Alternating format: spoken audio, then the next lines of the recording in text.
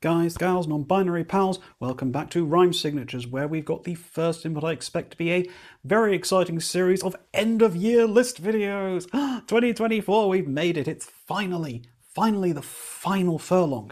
And I've got a few fun videos planned for you in the coming weeks. And I kind of wanted to kick things off with a bit more of a light-hearted video, something a little bit more less music related and more art related. Now, obviously, I'm not an art critic. I mostly don't know what I'm talking about when it comes to nice pictures and what have you. So with that being said, this is going to be a bit more of a shorter video. Maybe you'll get a little bit more of an insight into what makes my brain tick artistically, as it were.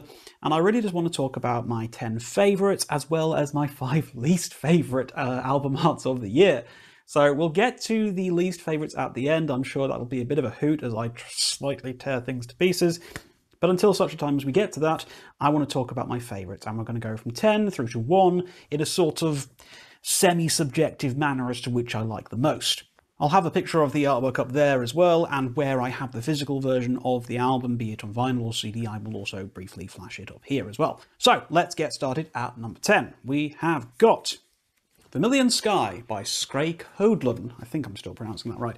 I really like this one. I think the simplicity of the design is what really makes this very visually appealing. It's got that nice color grading going on. Everything's sort of red with the yellow up there. Vermilion, you know, it all codes in nicely. Nice sci-fi theming to it as well. You got your little spaceship down here. And it's really pretty. It's very visually appealing to me. I like it a lot. I think this really pops.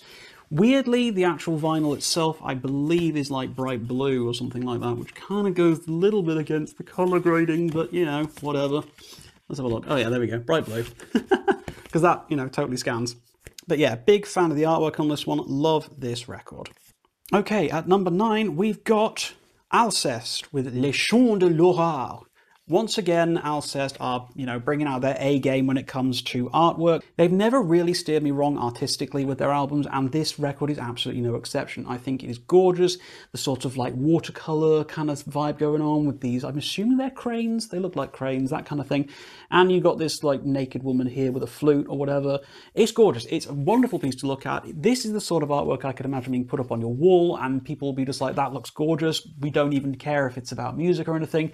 It just looks really cool. I love this one. Okay, at number 8, it's Blood Incantation with Absolute Elsewhere. This is a cool piece of artwork. This really gives you a great indication as to what you're about to listen to. It's spacey, it's trippy, you've got the great big pyramids here. Everything feels all sci-fi and crazy looking, and I think it is a gorgeous looking piece. Of course, I love the completely indecipherable band logo, which is always a bit of fun with these kind of things. But everything about this just screams epic. You can look at this piece of artwork and think to yourself, I'm in for an epic experience. And the gatefold inside, again, continuing the really nice looking stuff going on. I think it's beautiful. The rear cover again continues everything. So all parts of this packaging, all parts of the artwork are absolutely incredible to look at. And I am a huge fan of how this looks.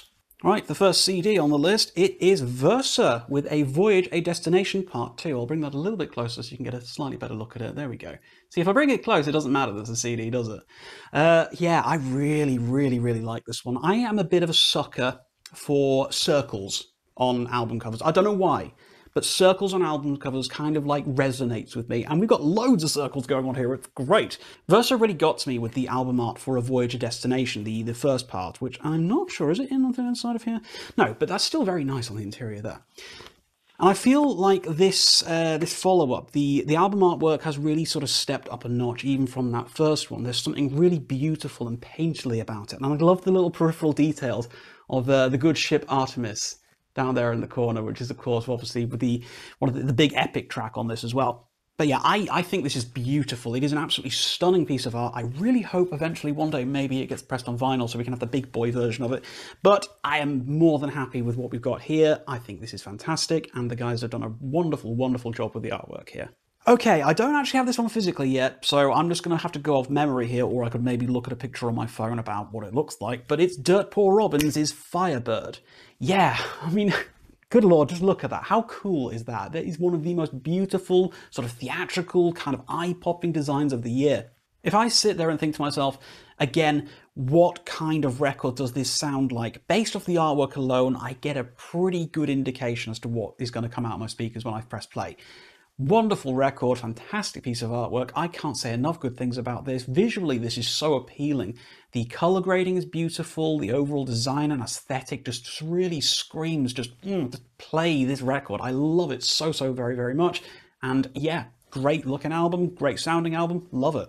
Okay, here's another one which I had a slight regret of not buying on vinyl, but I didn't because it was a lot of money to buy it, and I was just like, I'm not that rich, so I figured, screw it, I'm just going to get it on CD.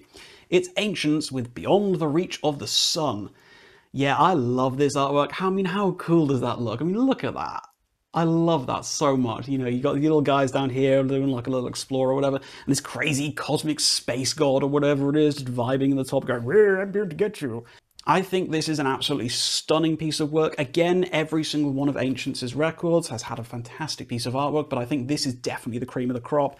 Absolutely gorgeous, beautiful to look at, front and back. And is the interior just as beautiful? The interior is the interior. But yeah, this one did not disappoint from an artistic point of view. I think it is gorgeous, and it's definitely up there and deserves its spot this high on the list. Right, let's see if I can actually pronounce this band name correctly this time, because obviously I butchered it in my original review and I have been subsequently corrected, and I think I might be getting it right. It's Jotun and Kinship. Look at this, just look at it, look at it! Isn't that gorgeous? How can you not look at that and think, dear God, that is so friggin' cool. I love the aesthetic of this so much. And even on the inside, it looks cool as hell. I mean, look at that, wow. Yeah, I am a huge fan of this. Oh God, even on the back it looks amazing. God, I love it. Such a good record. Incredible to look at, incredible to listen to. One of the best artworks of the year. One of the best artworks of the 2020s. I mean, just look how friggin' cool that is. I mean, my God. Again, you get a pretty good idea of what you're about to be listening to if you just look at the artwork. I mean, God, I just want to get this framed and put on every wall in my house because I want to look at it all the time. I love that so much. There we go. Very good. That is Jotun at number 4. And the next one in third place is Bloom and Decay by Dawn Treader. Look how cool, again, that is. Oh my God, absolutely outstanding. Something about the whole sort of like, the bloom and decay. You've got the blooming flowers, the fields going on here, and then the decaying of the various skeletal structures going on. I just think that's some really good artwork. I love this so very much. Absolutely incredible. You've got a little bit of an extension of it on the back cover again going on there as well. And on the inside, the CD design is gorgeous. The insert design is gorgeous. It's just gorgeous. I love this so very much. I love this very much indeed. Again, I'd kill for a vinyl release of this just so I can blow the artwork up and look at it even better. But something is just incredibly visually appealing to me about this. I love it. Right, number 2, it is Beardfish with Songs for Beating Hearts. Just look at that. How is that not one of the most stunning things you've ever seen? I think that is a glorious piece of artwork. Absolutely incredible. Got the guys on the back there, continuing on with the orange. And on the inside, all very lovely and what have you. But it is this stunning, beautiful, gorgeous artwork. I mean, that guy there, he looks a little bit like Ganondorf from The Legend of Zelda, you know what I mean? Got a little bit of a vibe check going on. You've got this lady here, you've got the heart down there, you've got like chickens hatching in her hair, whatever. I just think this is such a glorious, beautiful, incredibly well done piece. It is so, I don't know, something about the watercolor aesthetic, the color choices. I'm a huge fan of orange, like literally my favorite color ever. So, you know, I mean, it obviously gets points for me for that. But something about this all just comes together as one, and I think this is the most glorious looking artwork for a prog rock album I've seen all year. But of course, there can only be one true winner, and my number 1 should come as no surprise to anybody who knows a little bit about me outside of the whole music space of things. I make no secret of the fact that I'm a huge fan of cartoon ducks. There we go. You will see a lot of times I'm wearing a Donald Duck t-shirt. I've got like a Donald Duck Christmas decoration in the background there. You might be able to see him. He's also on top of the tree, but I think that's just outside a shot. Not the point. Number 1 is the Aristocrats and Duck. Yeah, as soon as I saw this piece of artwork, I was like, oh Christ, that's it. That's the number 1. Nobody's beaten that. Nobody is going to beat that this year. I love cartoon ducks. I love Donald Duck, Daffy Duck, every kind of duck you care to think about. And to have like a prog rock album with this many cartoon ducks on it. The second that I saw this artwork, it was basically a race for second place for the rest of the year, I'm not going to lie, because ain't nobody beating this. This is literally one of my favourite artworks of all time. I think it's beautiful. It's just incredibly good fun. It matches the mood of the music perfectly, and it is wonderful. I adore this, and it is always and forever going to be my number 1 pick for the best artwork of 2024.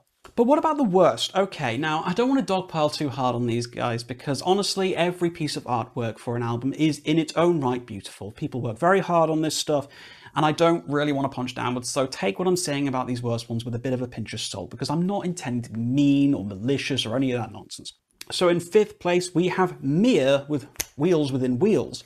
Yeah, I'm not a big lover of this. I do feel it looks a little bit like a sort of like, I don't know, a low-rent Photoshop job. I'm not a big fan of the font choice. I think the colours are a little bit too dark and muted for what the aesthetic of the album. I don't know. It just doesn't, you know, sit right with me, but the fact that the music is as incredible as it is means I can give it a pretty comfortable pass for having less than ideal artwork for me. At number 4, we have this new one, the self-titled album by Moor. I think I'm pronouncing that correctly, Moor. Icelandic band. I have no idea what sound the accent on the U makes, so I'm just going to call them Moor and just go with that. Yeah, you would never kind of guess from this artwork what kind of music this is, and there's honestly one of the reasons why I'm kind of docking it down a little bit. It's just a picture of the band. They look a little bit like a Eurovision contest entry based off that, but the music within is nothing like the artwork would imply. I will be talking a lot more about this album in the coming videos, and it's very positive, let me tell you that, but I had to give them a little bit of a dock for the artwork because it's just not very exciting, it doesn't really match the music within, and I don't feel inspired when I look at it, you know? Number 3, we've got Devin Townsend with Power Nerd. Again, this is one that just doesn't really match the theme of the music within. When I was expecting this album, when Devi first announced it, I was expecting something brash, colourful, bold, in your face and over the top, and instead, this looks like the cover to a Sigur Rós album or something like that. It's too grey, it's too muted, it's too minimalist, I don't particularly like it, I think it's kind of boring, I'm going to be honest with you. But honestly, maybe that's appropriate because I wasn't the biggest fan of this album. It's fine, but maybe in that respect the artwork does match the experience of listening to it. I don't know. Number 2, we have Jordan Rudess and Permission to Fly. Now, Jordan is no stranger to having absolutely god-awful album artwork. In fact, I would say the vast majority of his solo records have got some of the worst album art I've ever seen. I'll just sort of flash up a couple of examples here and there. But whilst this is probably the least terrible of his artworks, I do still feel it has that kind of first semester graphic design student Photoshop aesthetic going on to it. It feels a little bit retro and not in a good way. You know, there's good retro where you are capturing the essence of the past and paying respect and homage to it, and then there's bad retro where it feels like you've just not learnt anything from the last 20 years and decide to stick to your ways and just make artwork how it used to be made, but not good, you know? And I do personally feel this artwork lands definitely into that latter category. It's a fine enough record, it's perfectly fine, you know, I didn't love it, I didn't hate it, it was kind of just there for me, it didn't stick with me. And I guess in a lot of ways the artwork kind of reflects that fine as well. It's, you know, it's whatever. It's there. And at number 1, let's be real with ourselves. It could only be one real winner for this. It's John Anderson and True. Now, this is actually a really, really good record. I was surprised how much I enjoyed this because I'm not the hugest lover of kind of like legacy acts who are sort of still clinging to the past kind of thing. I don't really vibe with that hard. But I think in John Anderson's case I can make an exception because this record is full of so much love for life and love for music that I can just completely forget any of the sort of criticisms I would normally have with this. But what I can't ignore is how... yeah, the album art is it's not good. It's not good. It's got these weird lens flare filters, this kind of bling bling font, this weird sort of expression going on from John himself with his microphone, which he's holding really, really wrong as well. It's like, if you're gonna hold a microphone, don't hold that microphone that way. What are you doing, John? You've been a recording artist for how long? Don't grip it like that, you silly goose. You'll damage it. It's expensive. Put it down, honestly. But yeah, I don't really have much else that I can really say about this artwork. It's just not good. It's... okay, I suppose maybe in a sort of like, it's so bad that it's good and it does a whole 180, maybe you could make that argument, but this certainly isn't something I would want to proudly display for people to see in my home, you know? This is like, no, I'm not loving it. And so there we go, the first in my series of year-end videos for 2024. Kicking things off, as I say, in a bit of a light-hearted manner. None of this has any impact on my opinions about the actual albums themselves and the music found within, so we will be getting to discussion on that very shortly. But for now, I just wanted to make something a little bit fun, breezy, light-hearted, and yeah, So yeah, there we go. That's it. The top artwork and the worst artwork for me for 2024. If there's anything you think I've missed, please do let me know about your favourite artworks in the comments down below. So yeah, keep an eye on the channel in the coming weeks for the next in the exciting installment of the year-end series, and until next time guys, as always, keep your rhyme signatures pretty odd.